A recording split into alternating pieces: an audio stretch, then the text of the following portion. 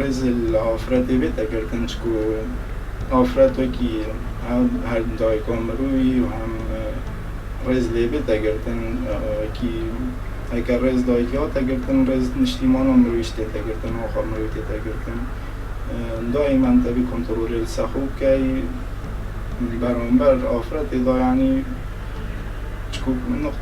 نقطة ضعفة ضعيفة هكذا كسكشيت تبي رئيس آفرتي بتقول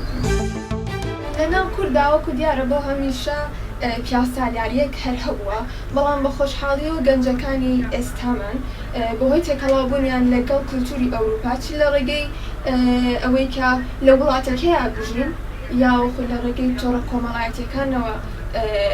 زانیاریان وەرگرتبێت لە ئەوانەوە لەوە تێگەیشتون کە ئافرەتیش وەکو پیاو هەمان مرۆڤە و کاتێک بەو جیاوازی دروستکراون تەنها بۆ بەردەوامبوونە لە ژیان و تاکو تەنها بۆ ئەوەیە کە ژیان بەردەوام بێت و جوانتر بێت و هەست بە خۆشیەکانی بکرێت. ڕێزگرتن لە مرۆڤ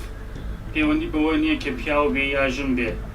ڕێزگرتن لە مرۆڤ ئەرکی هەمومانە. ژنەکانیش هەر لە ناو جامعە و ناو کۆمەڵگا بەشێکیان هەیە و دەتوانن بەشی خۆیان بە چاکی بەرنەپێشێ. پس هەمومان ڕێز بگرین لە حەق و مافی هەر مرۆڤێک چ ژن بێ چ پیاو بێ چ منداڵ بێ چ گیانلەبەرێک بێ.